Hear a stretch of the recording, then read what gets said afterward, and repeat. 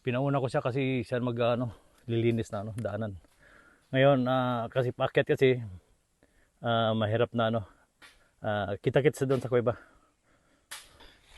Mga ka-safety, ngayon nandito na kami sa pinakapaanan ng yung papuntang kuweba. Ito ako nakita nyo yan yung mga bato na yan. Yan Diyan kami lulusot kung nakita yung butas na yan, diyan kami lulusot. Pero hindi pa yan ang bunganga ng buta, yung kuweba. Itong bato na ito mga kasipte, itong malaking bato na yan, galingan sa taas, bumagsak. Kasi sa yata yung earthquake, yun, kung nakita nyo sa taas tinatin yung buong paligid Yan So ngayon mga kasipte, at ako iaakyat doon sa taas. Pupunta tayo doon sa mismong bunganga ng kuweba. Okay? Tara mga kasipte. Samahan nyo ako dito mga kasipte at pasukin natin yung kuweba. Okay. So ngayon mga kasipte, bago ako dito, ako muna nagpaalam sa kanila. So ito kami dadaan dito. Okay.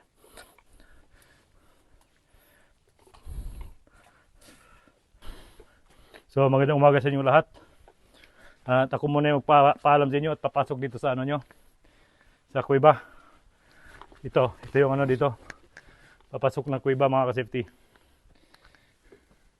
So kung nakita nyo, ito yung kuweba ng na ilong. Ito asog. Ito yung ng nailong sa asog. Yan kung nakita nyo. Ayan. At saka yung butas mga ka-safety, nandun yung butas Kung nakita yung butas na yan, yan, nilagyan na ng at babain natin. Tingnan nyo. Kaya mga ka-safety, ako iaakyat dito sa malaking bato. Okay. So yan mga ka-safety, kung nakita nyo, yun ang butas. Yun ang butas So ngayon, kaso lang, yun bang butas? Yun. Ito ang butas, ito sa baba. So ito yung butas sa baba, okay? Kung nakita nyo. Ayan. Ito. Dito pala, may pala dito, daanan din. Palabas. Dito. Dito yung palabas pala, Naligaw kami kanina. Mula sa namin, doon sa baryo namin. Sa baryo namin, bali, tawag nito, 3 kilometers papunta rito. Paakyat ng bundok. So ito ay, noong una mga ka-safety, ito palang kuweba na ito, itong kuweba na ito, maraming pumupunta dito taga Cebu. Kinukuha nila yung mga stalagmite. So ngayon, nung nalaman ng yung namin, yung tagalungsod, sinara na ito kasi bawal. So biruan nyo mga ka-safety ito yung butas.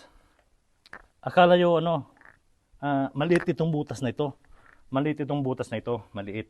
Okay? So ngayon, pag pumasok kami doon, kaso lang hindi kami makapasok kasi may gate. May nakalagay gate kasi sinara ng taga DNR dito sa sa may Diluan. Alam niyo mga ka-safety, pag pinasok pala diyan sa loob, kasya yung mga 10 wing van o mga bus doon sa loob. Malaki pala ito sa loob. Yung maliit, dito yung pinakabungan maliit lang. Kaya kaya ito sinara dahil yung mga dayo dito, yung taga Cebu, pumunta raw dito, nangunguha ng stalagmite. Kasi yung stalagmite, marami dyan sa loob. Mahal kasi yung stalagmite mga safety. So ito, kung nakita nyo. Akala mo sa taas butas yan, hindi pala yan. Ano pala? Ito.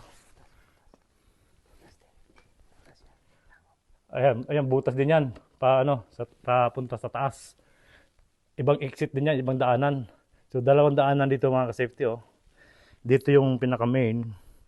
Yan, kung nakita nyo yung pader na yan, oh. Yung gate na yan. Nilagyan ng bakal, oh. Nilagyan ng bakal ang taga municipality.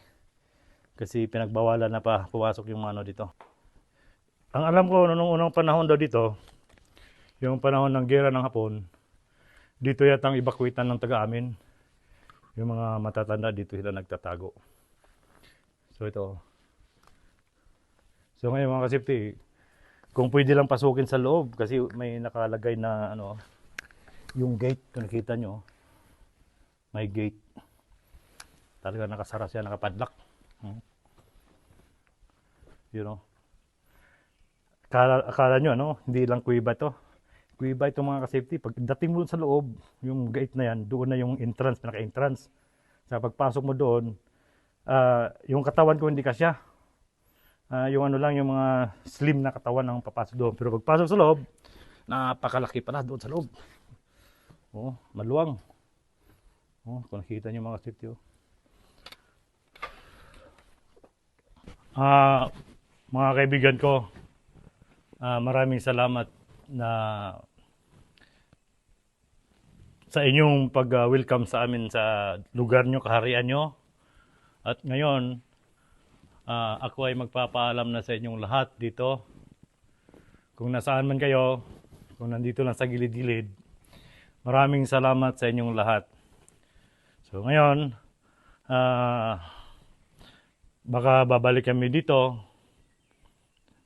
Sabihin nyo lang kung anong kailangan nyo. Babalikan ko kayo dito. Okay mga kaibigan, kita-kits tayo ulit dito. At huwag nyong kalimutan, i-follow yung ano ko, Facebook, Ruel Orejuela. Mga kaibigan ko, i-follow nyo yung Facebook ko, Ruel Orejuela at Ruel at Safety First sa YouTube channel. So ngayon, maraming salamat sa inyong lahat at kami ay bababa na.